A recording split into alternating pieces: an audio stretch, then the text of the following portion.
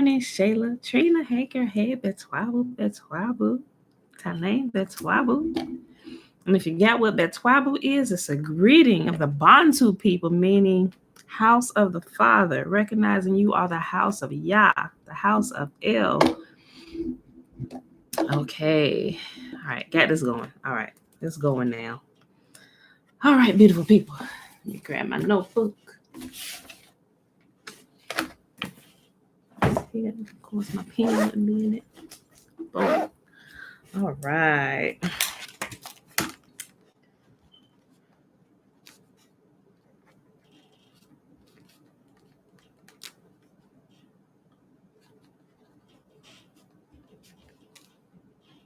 All right, beautiful people. Happy Thursday, guys. We are at the last day of the month. Peace and blessings, Aliyah. All right, y'all.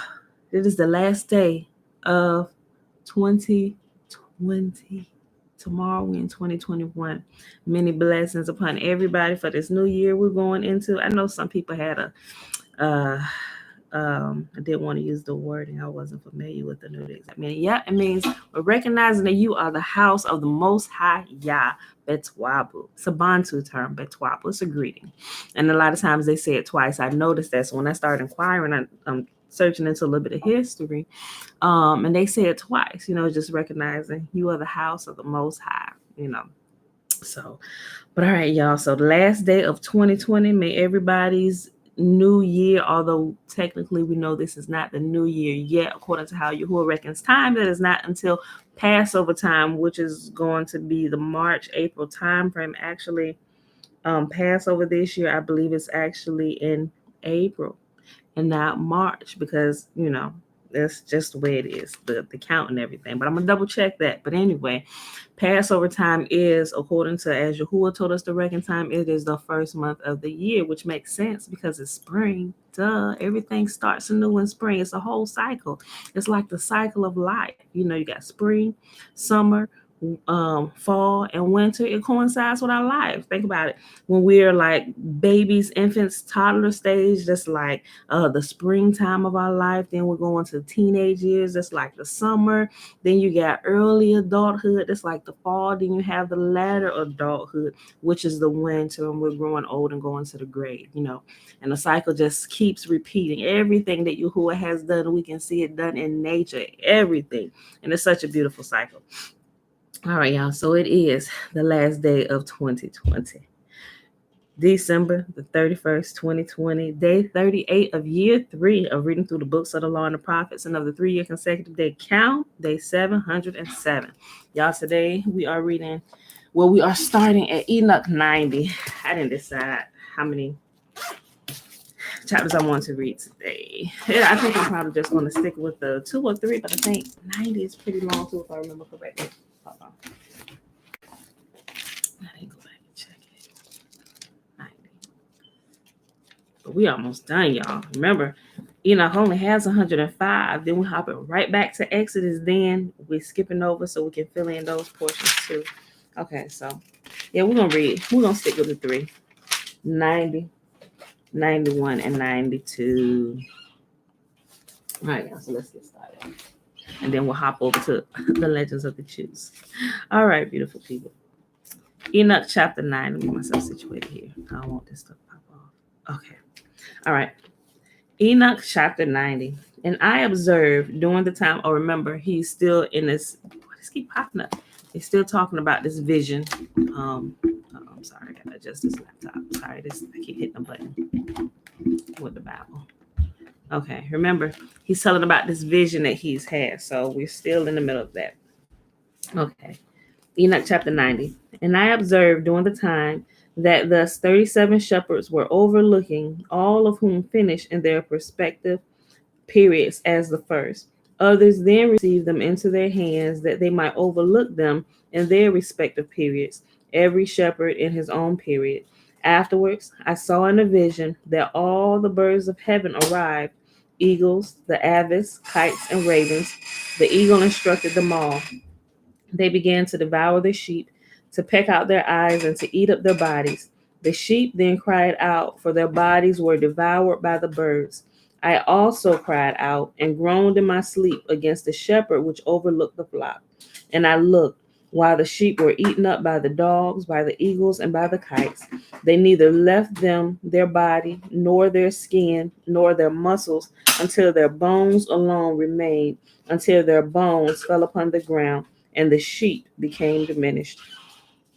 I observed likewise during the time that 23 shepherds were overlooking, who completed their respective periods, 58 periods. Then were small lambs born of those white sheep, who began to open their eyes and to see, crying out to the sheep.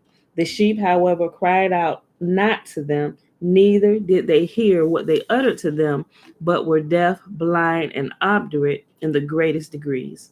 I saw in the vision that ravens flew down upon those lambs, that they seized one of them, and that tearing, excuse me, and that tearing the sheep in pieces, they devoured them. I saw also that the horns grew upon those lambs, and that the ravens lighted down upon their horns. I too saw I saw too that a large horn sprouted out on an animal among the sheep, and that their eyes were open. He looked at them, their eyes were wide open, and he cried out to them. Then Debella saw him, all of who ran to him. Yeah, that's Debella. It says Bella. Then the Debella saw him, all of who ran to him. And besides this, all the eagles, the avis, the ravens, and the kites were still carrying off the sheep, flying down upon them and devouring them. Oh, yeah, I need some water.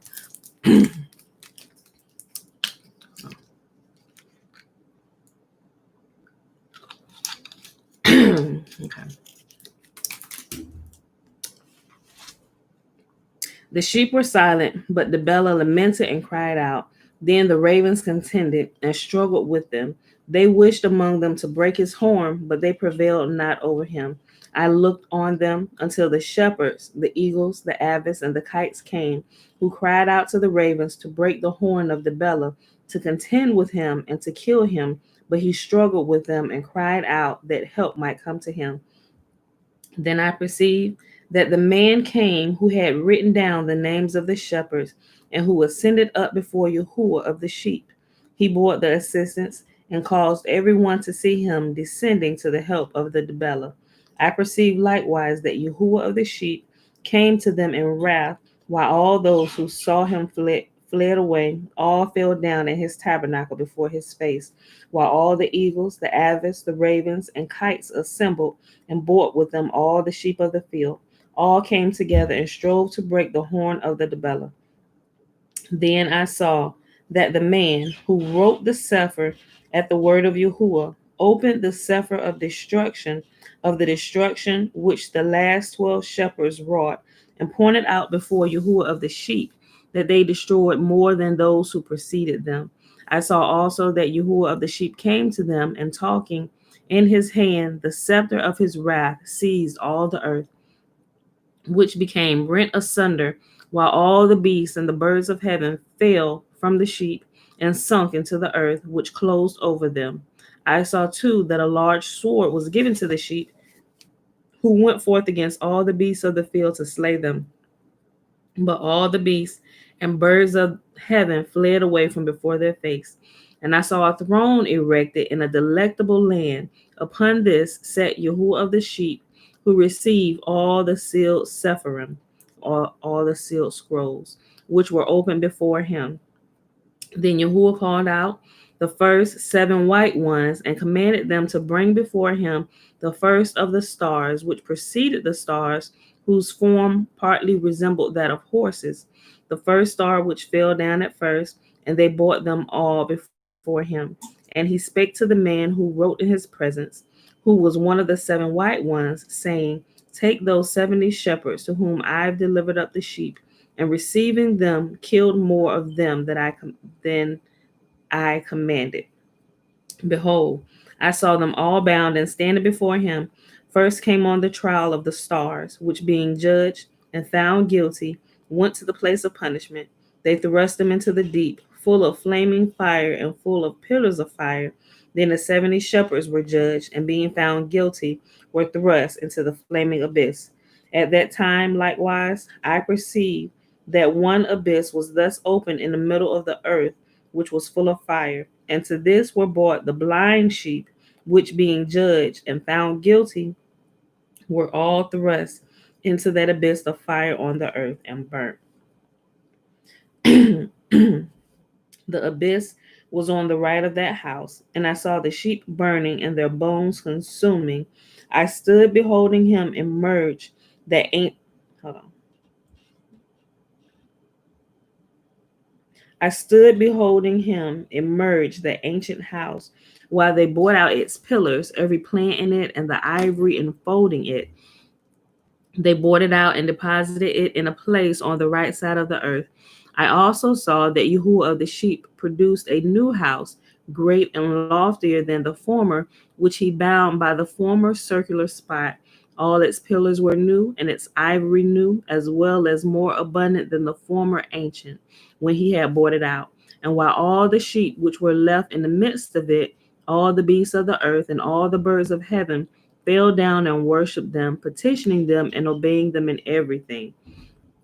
Then those three who were clothed in white, and who, holding me by my hand, had before caused me to ascend, while the hand of him who spoke held me, raised me up and placed me in the midst of the sheep before the judgment took place.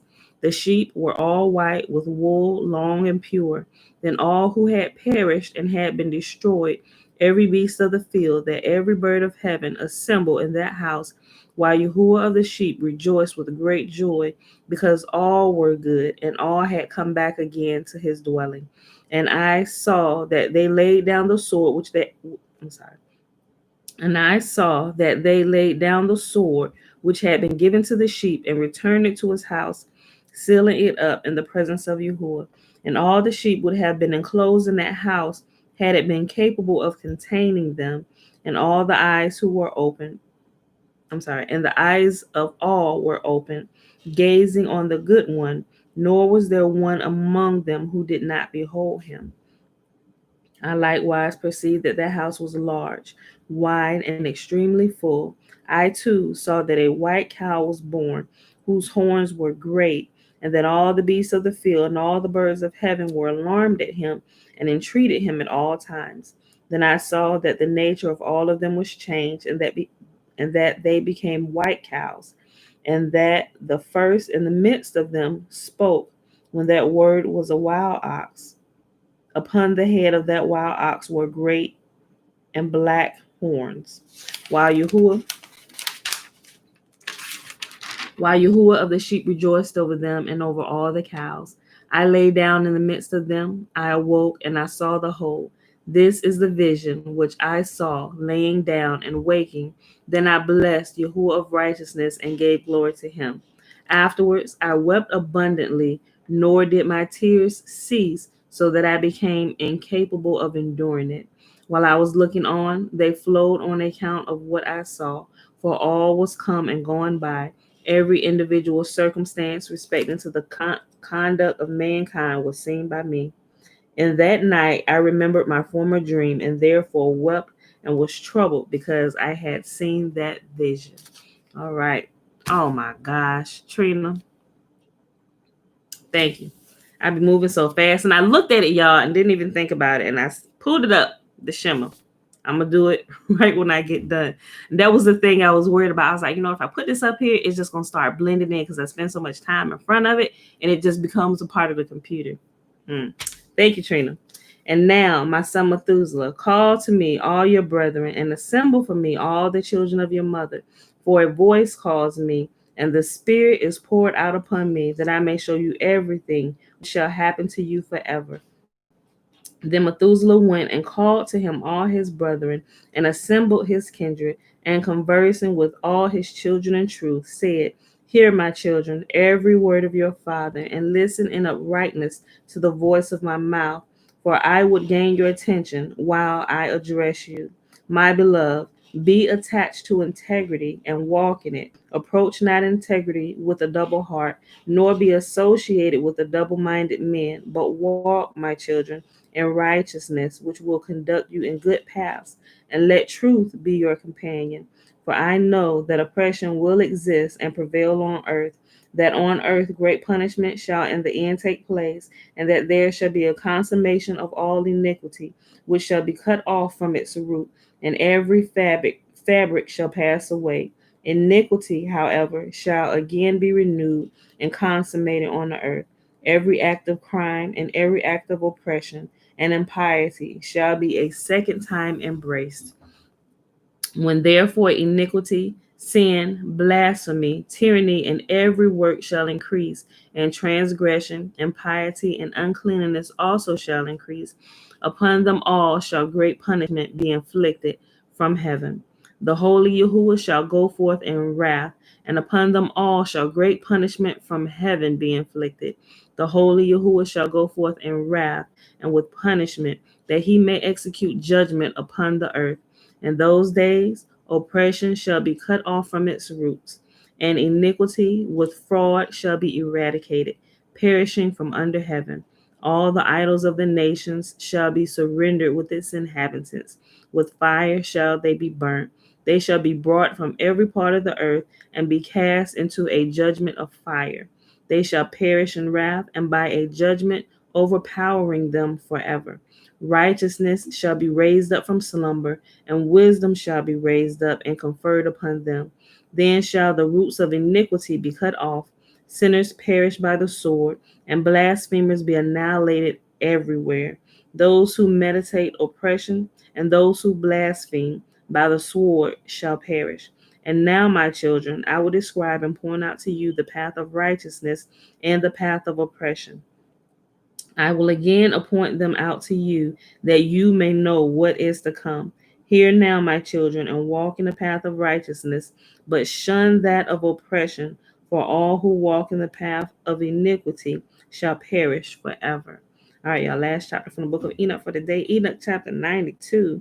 That which was written by Enoch, he wrote all this instruction of wisdom for every man of dignity and every judge of the earth, for all my children who shall dwell upon the earth, and for subsequent generations, conducting themselves uprightly and peaceably. Let not your spirit be grieved on the account of the times, for the holy, the great one, has prescribed a period to all. Let the righteous man arise from slumber. Let him arise and proceed in the path of righteousness in all its paths, and let him advance in goodness and eternal clemency. Mercy shall be showed to the righteous man. Upon him shall be conferred integrity and power forever. In goodness and in righteousness shall he exist, and shall walk in everlasting light. But sin shall perish in eternal darkness, nor be seen from that time forward forevermore. All right, beautiful people. And that is our reading in the book of Enoch for today. Shalom, shalom. Good day, Natasha, Mom. All right, y'all.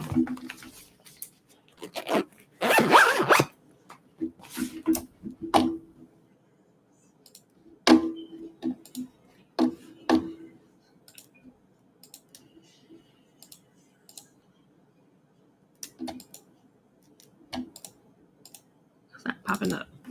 Okay. Hear therefore, O Israel, and observe to do it, that it may be well with thee, and that ye may increase mightily, as Yahuwah, the God of our fathers, has promised us, in a land that flows with milk and honey. Hear, O Israel, Yahuwah, our God, he is one God. And thou shalt love Yahuwah our God with all thy heart, and with all thy soul, and with all thy might. And these words which I command thee this day shall be in thine heart, and thou shalt teach them diligently unto thy children. And thou shalt talk of them when thou sittest in thy house, and when thou walkest by the way, and when thou liest down, and when thou risest up. And thou shalt bind them for a sign upon thy hand, and they shall be as frontlets between thine eyes. And thou shalt write them upon the posts of thy house and on thy gates. And Yahuwah commanded us to do all these statutes, to fear Yahuwah our God for our good always, that he might preserve us alive, as it is this day. And it shall be our righteousness if we observe to do all these commandments before Yahuwah our God as he has commanded us. And remember, y'all, the actions, we should write his commandments as a sign upon our hand, meaning our actions and all that we do, and also as frontlets between our eyes, and all that we would think about it, let it be in righteousness, because remember, our thoughts drive our actions. And although I don't say it a lot, it says, and thou shalt write them upon the posts of thy house and upon thy gates. I don't know if you guys ever heard of a mezuzah, but it's a Jewish term. But what it is, it's it's like a little box or a little ornament kind of, and it actually has a very tiny scroll in it with Yahuwah's commandments written on it. So it's like a little. Some of them probably about as thin as a pen. Some are a little bit bigger, but the one I have is actually the shape of a tree. It's like a metal tree, but it's like a blue metallic color. I ordered it from Amazon. You can type in mezuzah, Mezzuzaa. I think that's right, mezuzah. But anyway, it's like a little ornament that you actually stick on the doors of your house. So we have one on our, because like I say, we try to, not that we're like doing things, but as like a show of our faith, so that I'm always reminded of it, and I'm doing it outwardly, just like we practice and we rehearse keeping Yahuwah's commands, is so that we can remember them. It's good to put some of these things in practice, and some people call them religious acts, but it's to help us remember things. A lot of time we remember a lot better when we do. So when Passover comes, we go through the story of Passover again and what happened. So the story is always there in the forefront, so we can remember the lessons from it, and we can remember that it's always Yah who fights for us and who leads and guides us. The same reason why I put the mezuzah on our house and also our business, our front door and our back door, and just stick it in the doorway. I actually use, some of them have like little nails where you can nail it into the wooden part.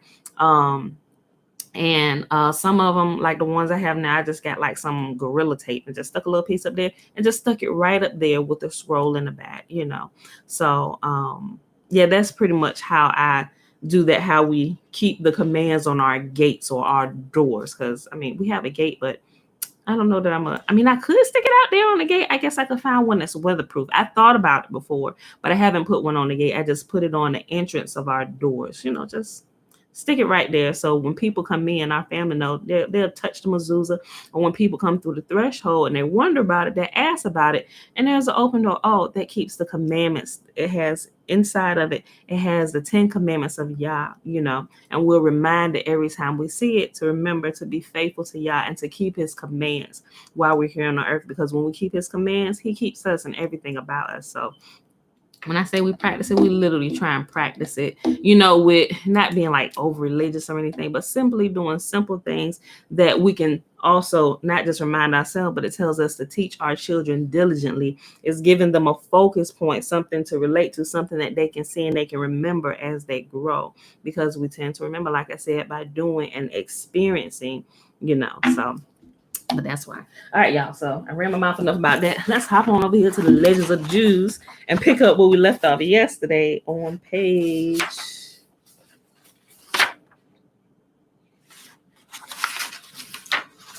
Oh, sorry. Did I read this part? I didn't. No. Okay. That's why I was wondering. I was about to say 77, but it's actually page 76. And if you have the smaller book, it's the section, The Visit of the Angels. And y'all probably noticed that I changed my title from yesterday, because we were supposed to read this yesterday. And my title I pulled from this portion, but we never got to it. So I had to go back and change my title from yesterday. So, and I didn't use the same title that I used yesterday. Did I change? I just changed it just a little bit, talking about the 3 strangers instead of the angels. I did do the shimmer. I just did the shimmer. That y'all thing is probably coming in late. I think this is delayed over here on YouTube for some reason. But I did. We just did the shimmer. All right, y'all. And remember, the shimmer is found in Deuteronomy chapter 6. Actually, you really should read the whole chapter, because the whole chapter expounds on the shimmer alone. But the actual shimmer, we didn't read like the whole thing. We just read the main portion of it, was telling us to remember and to teach our children, and that Yahuwah would be with us and keep us through it all as we do it, right? Okay. All right. So The visit of the angels. And I'm not sure if y'all know the story. Remember, Abraham was chilling at home and Yahuwah decided to come down, and he had 3 visitors that showed up. And he was like, should I tell Abraham, my friend, what I'm about to do to Sodom? Because Lot lived in Sodom, right? Okay, so this gives more detail about that and who these 3 angels were that showed up. This is really good. Okay, the visit of the angels. On the 3rd day after his circumcision, when Abraham was suffering in dire pain, okay, remember, he just decided he was going to keep Yahuwah's command to circumcise himself. Yahuwah had just given him the command, so he was out of commission for a couple of days, right? Okay, so that's where we left off with this yesterday. On the 3rd day after his circumcision, when Abraham was suffering in dire pain, Yahuwah spoke to the angel, saying, "Go to, let us pay a visit to the sick." The angels refused and said, "What is man that thou art mindful of him, and the son of man that thou visitest him, that thou desirest that thou desirest to betake thyself to a place of uncleanness, a place of blood and filth?" But Yahuwah replied unto them, "Thus do ye speak, as ye live. The savor of this blood is sweeter to me than the myrrh and incense. And if you did not desire to see Abraham, I will go alone." The day thereon, Yahuwah visited him was exceedingly hot, for he had bore a hole in hell, so that its heat might reach as far as the earth, and no wayfarer venture abroad on the highways, and Abraham be left undisturbed in his pain.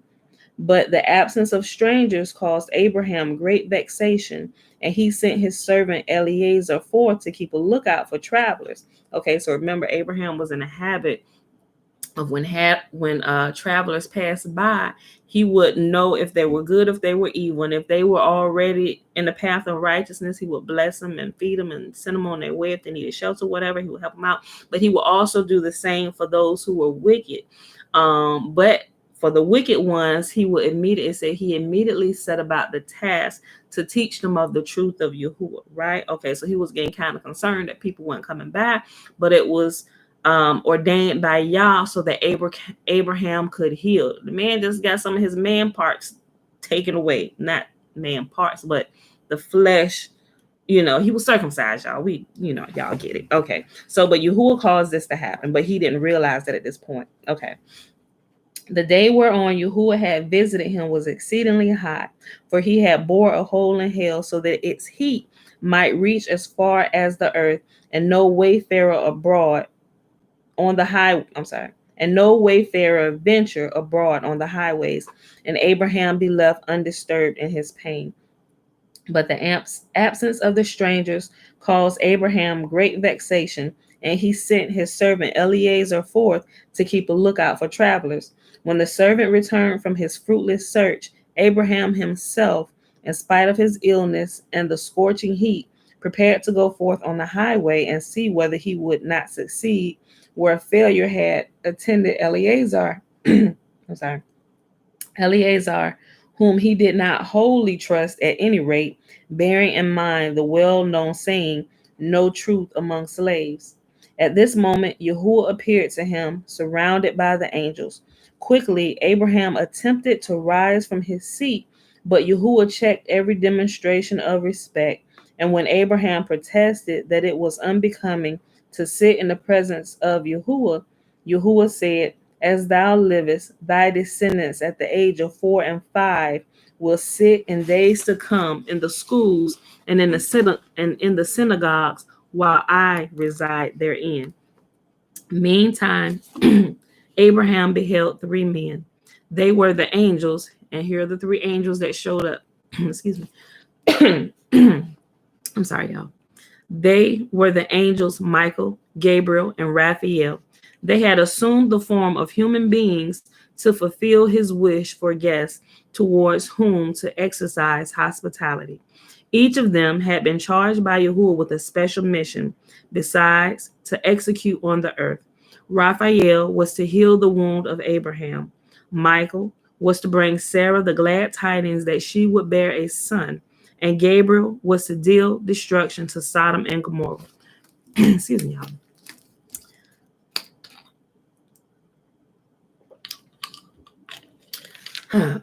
Okay, my voice be doing this in the morning early sometime when I get up, and I be trying to work out my voice before I get up here, otherwise it gets raspy and stuff. So that's why I figured I'd switch my workout to the morning, but while I'm working out, maybe I should sing to get my vocal cords some exercise. But because I pushed my workout to after the reading today, I'm having this raspy voice problem again. Okay, so okay, all right, y'all. Okay, Raphael was to heal the womb of Abraham. Michael was to bring Sarah the glad tidings that she would bear a son, and Gabriel was to deal destruction to Sodom and Gomorrah. Arrived at the tent of Abraham, the three angels noticed that he was occupied in nursing himself, and they withdrew. Abraham, however, hastened after them through another door of the tent, which had open entrances on all sides. He considered the duty of hospitality more important than the duty of receiving the Shekinah. Turning to Yahuwah, he said, "O Yah, may it please thee not to leave thy servants while he provides for the entertainment of his guests." Then he addressed himself to the stranger walking in the middle between the other two, whom by this token he considered to be the most distinguished. It was the archangel Michael. And he bade him and his companions turn aside to his tent. The manner of his guests, who treated one another politely, made a good impression upon Abraham. He was assured that they were men of worth whom he was entertaining. But as they appeared outwardly like Arabs, and the people worshipped the dust of their feet, he bade them first wash their feet, that they might not defile his tent. He did not depend upon his own judgment in reading the character of his guests. By his tent, a tree was planted which spread its branches out over all who believed in Yahuwah and afforded them shade. But if idolaters went under the tree, the branches turned upward and cast no shade upon the ground. Whenever Abraham saw this sign, he would at once set about the task of converting the worshippers of the false gods. And as the tree made a distinction between the pious and the impious, so also between the clean and the unclean. Its shade was denied them as long as they refrained from taking the prescribed ritual bath in the spring that flowed out from its roots, the waters of which rose at once for those whose uncleanliness was of a venial character and could be removed forthwith, while others had to wait 7 days for the water to come up. Accordingly, man, that's something. Imagine going here and they telling you, look, the water gonna rise for you. Imagine this is like a magical spring. So imagine you go in there and the water's gonna immediately come for you. Everybody gonna know you one of the worst sinners, bro. Because it said it for the worst of sinners, it took 7 days for the waters to come up. I can imagine what the waters will say. Oh no, we ain't going up this time. Our waters is not gonna cleanse him. Okay. Play too much. I gotta stop. Okay. Accordingly, Abraham bade 3 men lean against the trunk of the tree, thus he would soon learn their worth or their unworthiness. Being of the truly pious, who promised little but performed much, Abraham said only, "I will fetch a morsel of bread and comfort ye your hearts, seeing that ye chance to pass by my tent at dinner time. Then, after ye have given thanks to Yahuwah, ye may pass on." But when the meal was served to the guests, it was a royal banquet, exceeding Solomon's at the time of his most splendid magnificence. Abraham himself ran into the herd to fetch cattle for meat. He slaughtered 3 calves that he might be able to set a tongue with mustard before each of his guests, in order to accustom Ishmael. Hold on. In order to accustom Oh, okay. I'm sorry. I was missing this line. In order to accustom Ishmael to God-pleasing deeds, he had him dress the calves and he bade Sarah bake the bread. But as he knew that women are apt to treat guests niggardly, or I'm saying poorly, I'm like, wow, what a word to use. He was explicit in his request to her. He said, "Make ready quickly 3 measures of meal yea, fine meal. As it happened, the bread was not brought to the table because it had accidentally become unclean, and our father Abraham was accustomed to eat his daily bread only in a clean state. Abraham himself served his guests, and appeared to him that the three men ate. But this was an illusion. In reality, the angels did not eat. Only Abraham, his three friends, Aner, Eshcol, and Mamre, his son Ishmael partook of the banquet, and the portions set before the angels were devoured by a heavenly fire. Although the angels remain angels, even in their human disguise, nevertheless, the personality of Abraham was so exalted that in his presence, the archangels felt insignificant. After the meal, the angels asked after Sarah, though they knew that she was in retirement in her tent, but it was proper for them to pay their respects to the lady of the house and send her a cup of the wine over which the blessing had been said. Michael, the greatest of the angels, thereupon announced the birth of Isaac. He drew a line upon the wall, saying, "When the sun crosses this point, Sarah will be with child, and when he crosses the next point, she will give birth to a child." This communication was intended for Sarah and not for Abraham, to whom the promise had been revealed long before. The angels made at the entrance to her tent, but Ishmael stood between the angel and Sarah, for it would not have been seemly to deliver the message in secret with none other by. Yet so radiant was the beauty of Sarah that a beam of it struck the angel and made him look up. In the act of turning toward her, he heard her laugh within himself. Is it possible that these bowels can yet bring forth a child? These shriveled breasts give suck? And though I should be able to bear, is yet not my Lord Abraham old? And Yahuwah said unto Abraham, Am I too old to do wonders? And wherefore doth Sarah laugh, saying, Shall I of a surety bear a child which I am old? I'm sorry. Am I too old to do wonders? And wherefore doth Sarah laugh, saying, Shall I of a surety bear a child which am old? The reproach made by Yahuwah was directed against Abraham as well as against Sarah, for he too had shown himself of little faith when he was told that a son would be born unto him. But Yahuwah mentioned only Sarah's incredulity, leaving Abraham to become conscious of his defect. Regarding the peace of their family life, Yahuwah had not repeated Sarah's words accurately to Abraham. Listen to this. And I thought I thought about this. And I thought about like my own personal life and different things. And I thought about other things that I have observed from other husbands and wives. I'm like, you know what? There is truth to this. Not that this is wrong, but it made me actually sit and think about some things. Listen to what Yahuwah said, right? Regardful of the peace of their family, Yahuwah had not repeated Sarah's words accurately to Abraham.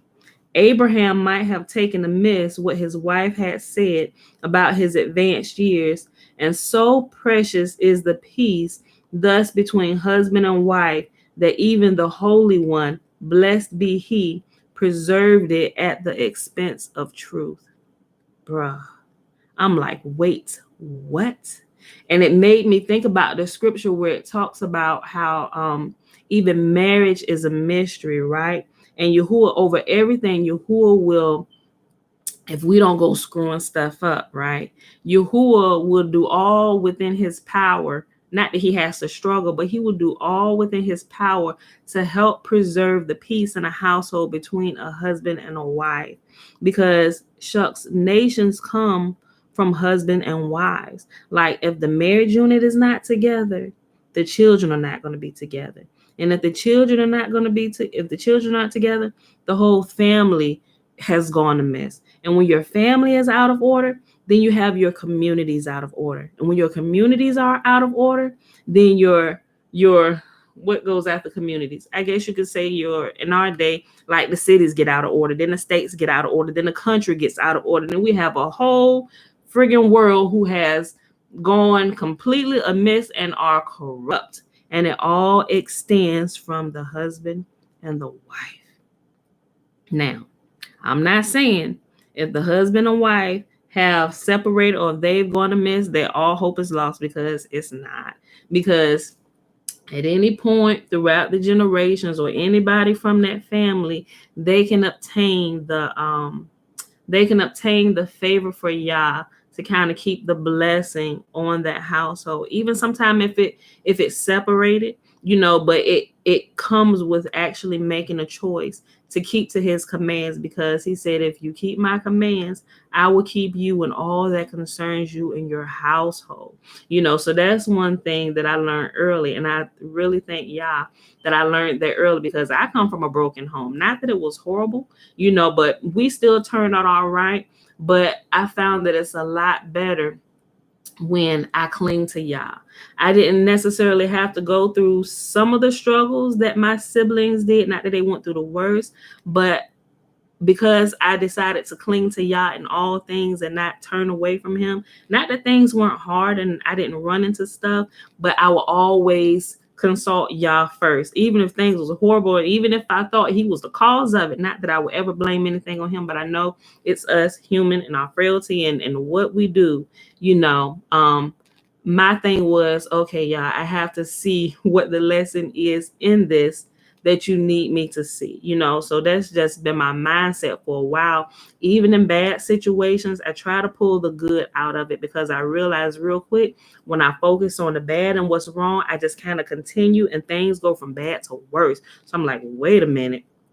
So I find that when I tend to focus on what's good, even when dealing with people, like, I'll trust you.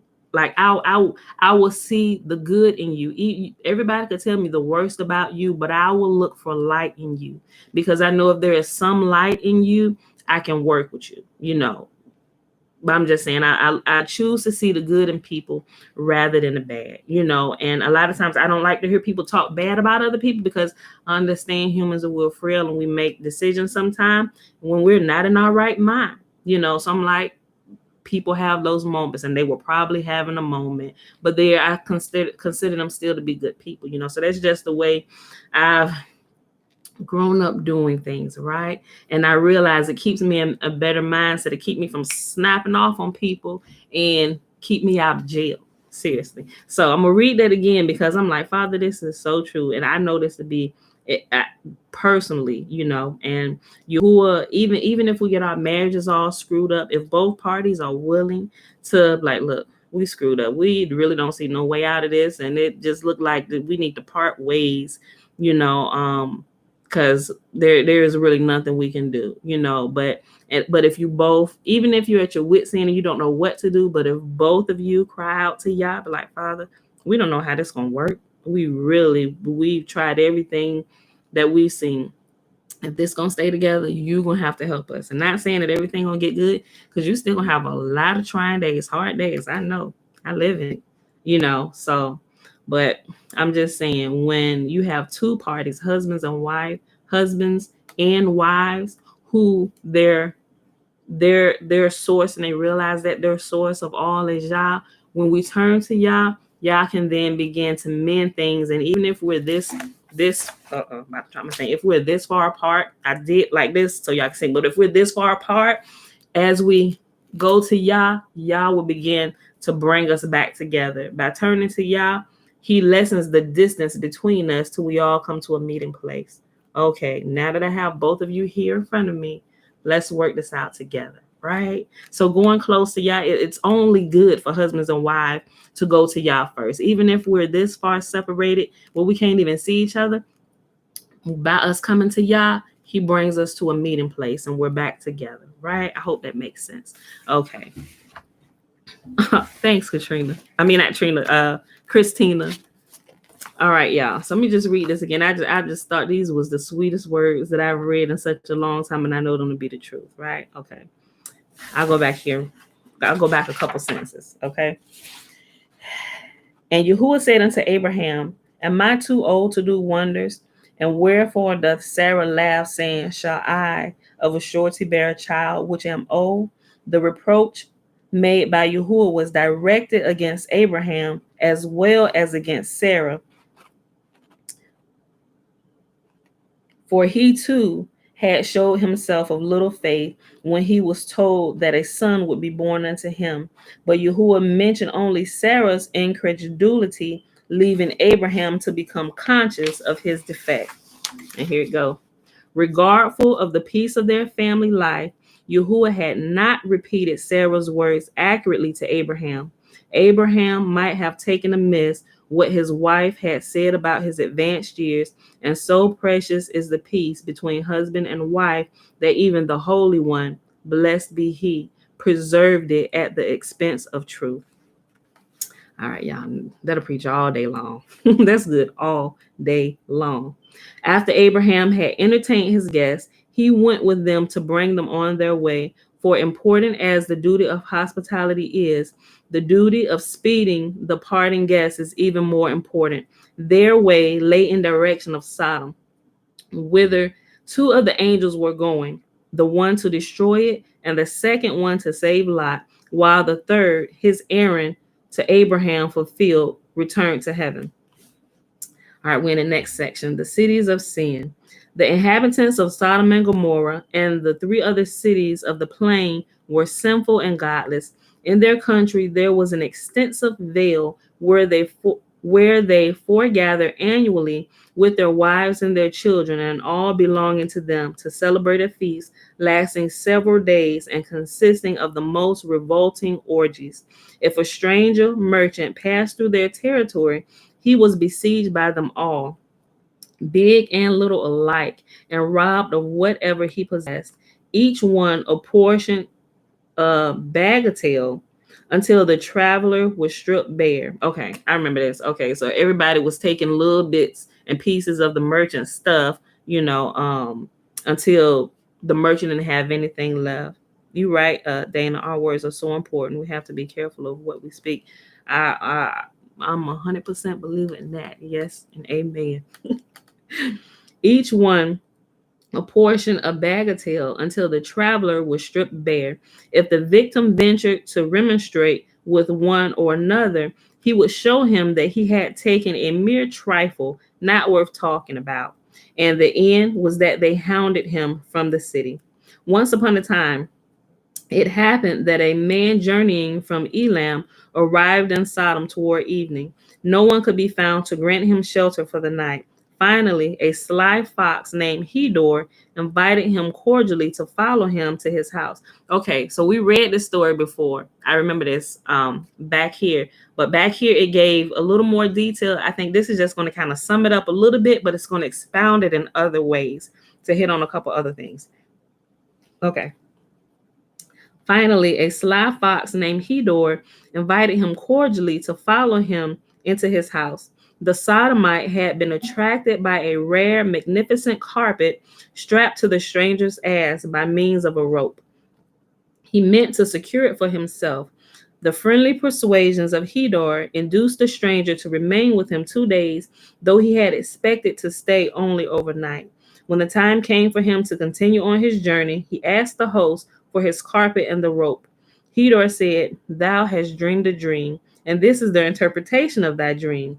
Thy rope signifies that thou will have a long life, as long as a rope, and the varicolored carpet indicates that thou wilt own an orchard wherein thou wilt plant all sorts of fruits." The stranger insisted that his carpet was a reality, not a dream fancy, and he continued to demand its return. Not only did Hedor deny having taken anything from his guest, he even insisted upon pay for having interpreted his dream to him. His usual price for such services, he said, was 4 silver pieces, but in view of the fact that he was his guest, he would, as a favor due to him, content himself with 3 pieces of silver. I'm like, bro, not only are you stealing from me, but you are extorting the money I have with me. Y'all remember the story, right? After much wrangling, they put their case before one of the judges of Sodom. Shrek by name, and he said to the plaintiff, Hedor is known in this city as a trustworthy interpreter of dreams, and what he tells thee is true. The stranger declared himself not satisfied with the verdict and continued to urge his side of the case. Then Shrek drove both the plaintiff and the defendant from the courtroom.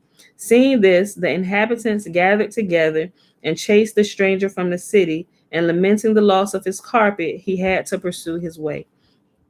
As Sodom had a judge worthy of itself, so also had the other cities, Shachar and Gomorrah, Zabnak and Admah, and Menon and Zeboim.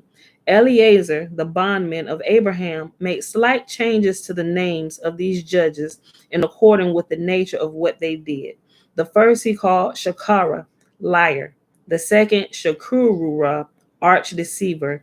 The third, Casban, falsifier. And the fourth, Mazel Din, perverter of judgment. At the suggestion of these judges, the city set up beds in their commons. When a stranger arrived, 3 men seized him by his head and 3 by his feet, and they forced him upon one of the beds. If he was too short to fit in it exactly, his 6 attendants pulled and wrenched his limbs until he filled it out. If he was too long for it, they tried to jam him in with all their combined strength until the victim was on the verge of death. His outcries were met with the words, Thus will be done to any man that comes into our land.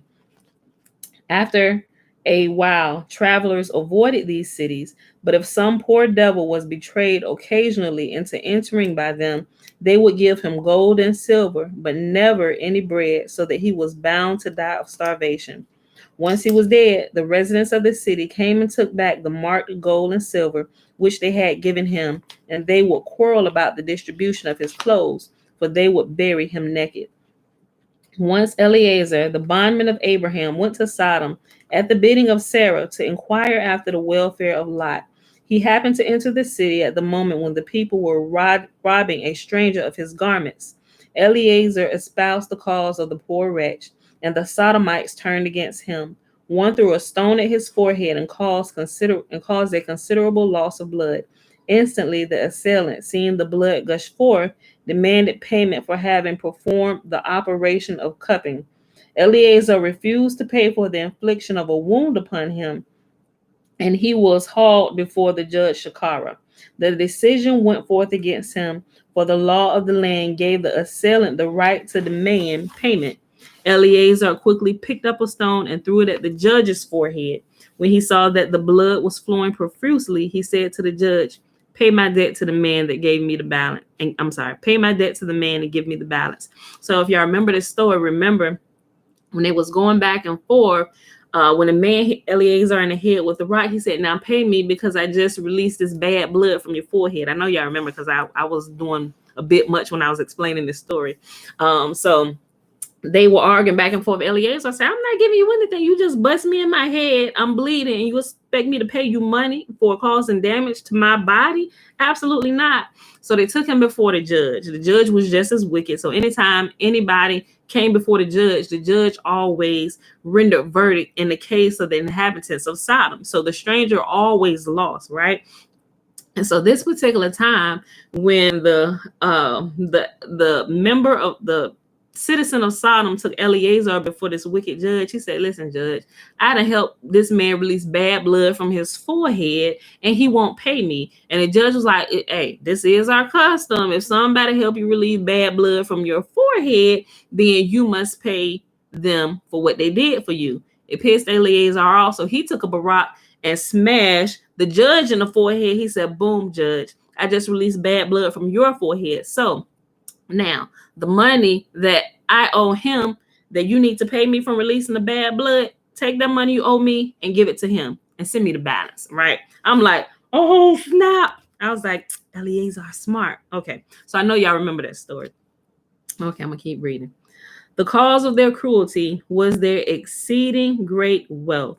Their soil was gold, and their miserliness and their greed for more and more gold. They wanted, in their miserliness and their greed for more and more gold, they wanted to prevent strangers from enjoying aught of their riches. Accordingly, they flooded the highways with streams of water so that the roads to their city were obliterated and none could find the way thither.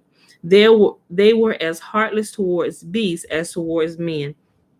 They begrudged the birds what they ate and therefore extirpated them. They behaved impiously towards one another too, not shrinking back from murder to gain possession of more gold. If they observed that a man owned great riches, two of them would conspire against him. They would beguile him in the vicinity of ruins, and while one kept him on the spot by pleasant conversation, the other would undermine the wall near which he stood until it suddenly crashed down upon him and killed him. Then the two plotters would divide his wealth between them. Another method of enriching themselves with the property of others was in vogue among them. They were adroit thieves. When they made up their minds to commit theft, they would first ask their victim to take care a sum of money for them, which they smeared with strongly scented oil before handing it over to them. The following night, they would break into his house and rob him of his secret treasures, led to the place of concealment by the smell of the oil.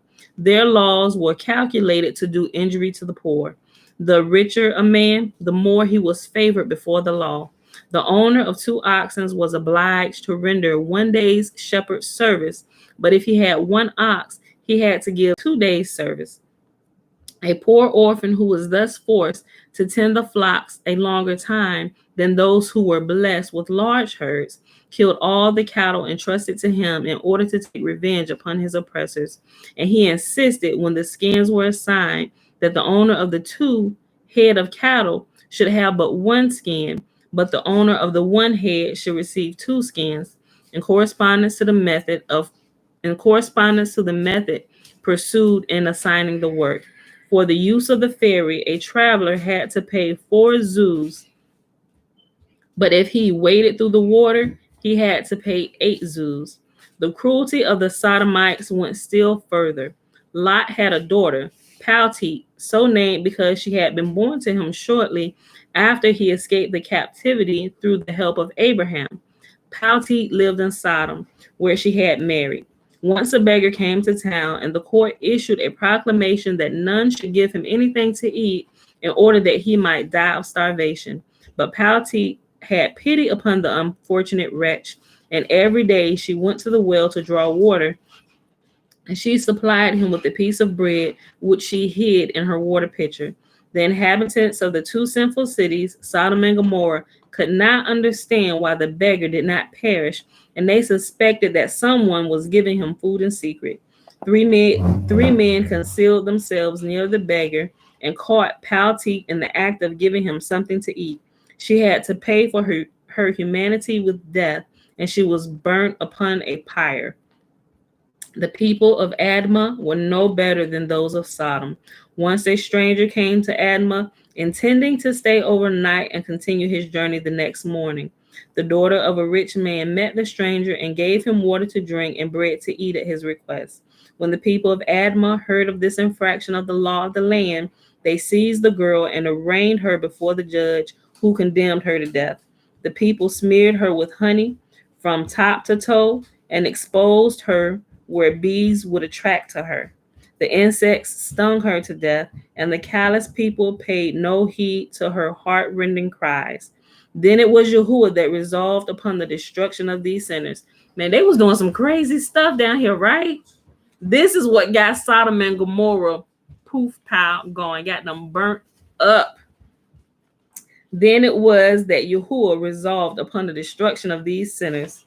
When Yahuwah saw that there was no righteous man among the inhabitants of the sinful cities, and there would be none among their descendants, for the sake of whose merits the rest might be treated with a lenient consideration, he resolved to annihilate them one and all. He said, "We're just gonna all at once. We're just gonna kill everybody. Everybody gotta go." He said, "Because even for generations, I see that not one righteous person will rise among them."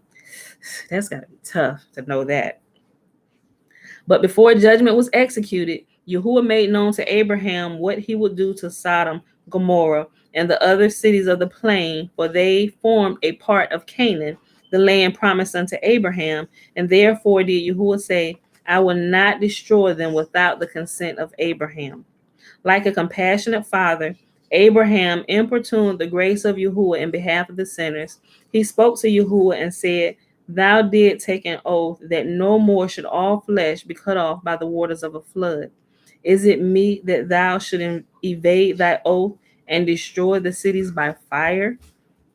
Shall the judge of all the earth not do right himself?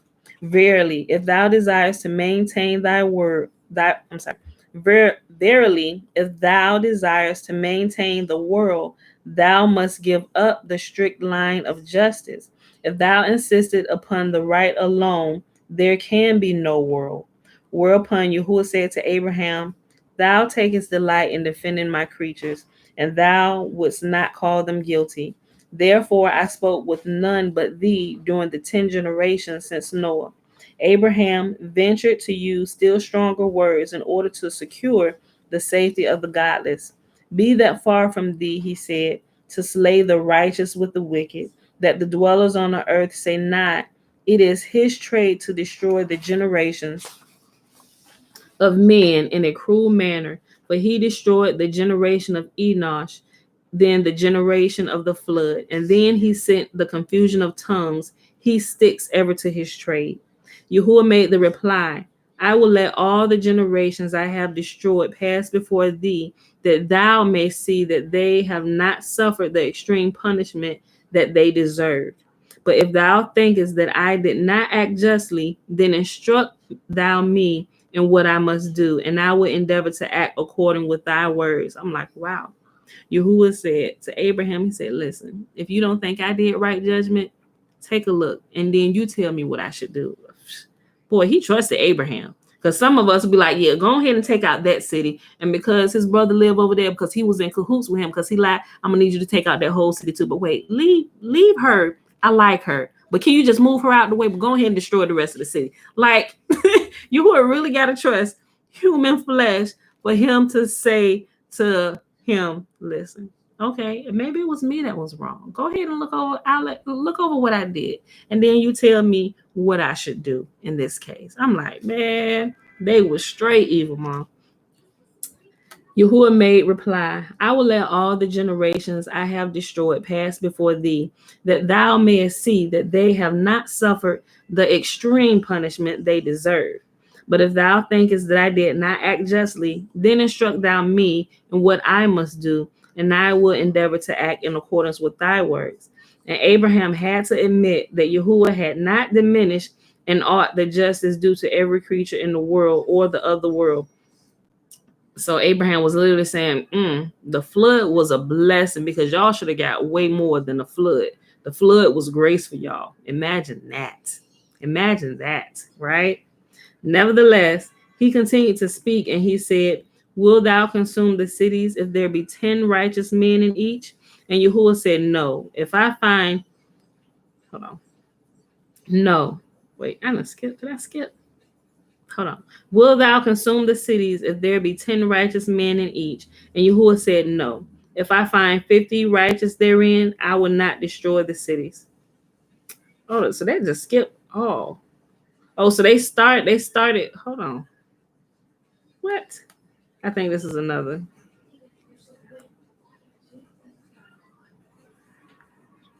Okay, so we know that they started at like 50, then they ended at 10, right? Okay. I'll read this in order, like it said. Nevertheless, he continued to speak, and he said, Will thou consume the cities if there be 10 righteous men in each? And Yahuwah said, No. If I find 50 righteous therein, I will not destroy the cities. Abraham, I have taken upon me to speak unto Yahuwah, I who would have been turned long since into dust of the ground by Amraphel, and into ashes by Nimrod, had it not been for thy grace. Peradventure, there shall lack 5 of the 50 righteous for Zor, the smallest of the 5 cities. Wilt thou destroy all the city for lack of 5? Yahuwah, I will not destroy it if I find there 40 and 5. Okay, I see how they count. Okay, that wasn't a typo. Okay. Abraham, peradventure there be 10 pious in each of the 4 cities. Then forgive Zoar in thy grace, for its sins are not so great in number as the sins of the others. Yahuwah granted his petition, yet Abraham continued to plead. Okay, what I just learned yesterday, Zoar, he said, even if there's none in Zoar, but it's some in the other four cities, would you forgive Zoar? Because Zoar was the newest created city, so it had not been around as long as the other surrounding cities. So the sins of this particular city had not reached the height of what the other surrounding cities had. So it was the youngest in all its sins compared to the other cities. That's why he said, then forgive Zoar in thy grace. Like if you found none righteous in Zoar, but you found like 10 in each of the four other ones, meaning that you got 40 righteous people, would you forgive not just these, but also the city of Zoar that has none? Peradventure, there be 10 pious in each of the four cities, then forgive Zoar in thy grace, for its sins are not so great in number as the sins of the others. Yahuwah granted his petition. Yet Abraham continued to plead, and he asked whether Yahuwah would not be satisfied if there were but 30 righteous, 10 in each of the three larger cities, and would pardon the two smaller ones, even though there were no righteous therein, whose merits would intercede for them. This too Yahuwah granted, and furthermore he promised not to destroy the cities if but 20 righteous were found therein. Yes, Yahuwah conceded that he would preserve the 5 cities for the sake of 10 righteous therein. And remember also, Yahuwah said that the righteous are like shields to their generations. So this falls in line with that, where Yahuwah is keeping his word. So if you got one righteous person in your generation, that one righteous person becomes a shield to all of your generation. Just like Abraham was a shield to his generation. He was the one that got to talk to Yah and ask them, hey, can we just give them another chance? Like here, maybe they don't quite understand. Maybe just give them a little bit more time, you know. So thank Yah for the shields of our generations, right? Okay. More than this, Abraham did not ask, for he knew that 8 righteous ones, Noah. Oh, let me go back up. Hold on. Yahuwah granted his petition, yet Abraham continued to plead, and he asked whether Yahuwah would not be satisfied if there were but 30 righteous, 10 in each of the larger 3 cities, and would pardon the 2 smaller ones, even though there were no righteous therein, whose merits would intercede for them. This too Yahuwah granted, and furthermore, he promised not to destroy the cities if but 20 righteous were found therein. Yes, Yahuwah conceded that he would preserve the 5 cities for the sake of 10 righteous therein. More than this, Abraham did not ask, for he knew that 8 righteous ones, Noah and his wife and his 3 sons and their wives, had not sufficed to avert the doom of the generation of the flood. And furthermore, he hoped that Lot, his wife, and their 4 daughters together with the husbands of their daughters would make up the number 10. But what he did not know was that even the righteous in these sin-laden cities, though better than the rest, were far from good. And we heard about some of Lot's sins. I don't think we read it yet, but I did. So I understand this a little bit more, which is why we may have, I think I just kind of read ahead a lot or listened to it, but I remember it saying that Lot didn't want to go back to where Abraham was. They split up. Of course, they had they didn't have enough land with all their flocks, but Lot, in comparison to Abraham, Lot was a filthy sinner, which is why he wanted to stay separated from him. But in Sodom and Gomorrah, where he was, Lot was the most righteous person there. You get what I'm saying? You know, so he figured that Yahuwah would keep him alive longer if he was a little bit further away from Abraham, because clearly nobody could be righteous like Abraham, which was a lie. You really could, but that was Lot's reasoning, that Yahuwah may keep him alive a lot longer, because if you go to a more wicked city, he will be considered the most righteous. You know, I mean, that was his thinking from what I understand. Okay. Abraham did not cease to pray for the deliverance of the sinners, even after the Shekinah had removed from him. But his supplications and his intercessions were in vain. For 52 years, Yahuwah had warned the godless. He made mountains to quake and to tremble, but they hearkened not to the voice of admonition. They persisted in their sins, and their well-merited punishment overtook them. Yahuwah forgives all sins, only not an immoral life. And as these sinners led a life of debauchery, they were burnt with fire. And that, my beautiful people, is our reading for today. So Yahuwah, he is very long suffering, and he holds on with us.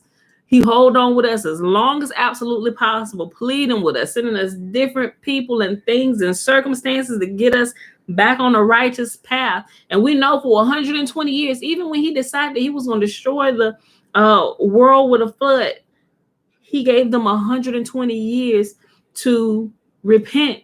And even after all the righteous had died, he extended another 7 days for the purpose of lamenting and grieving and mourning. But he said, maybe in this extra 7 days that I'm giving them for this, because he really didn't have to. They was going to die anyway. He could have took them as soon as the last one, as soon as Methuselah closed his eyes. He could have started, but he gave them another 7 days.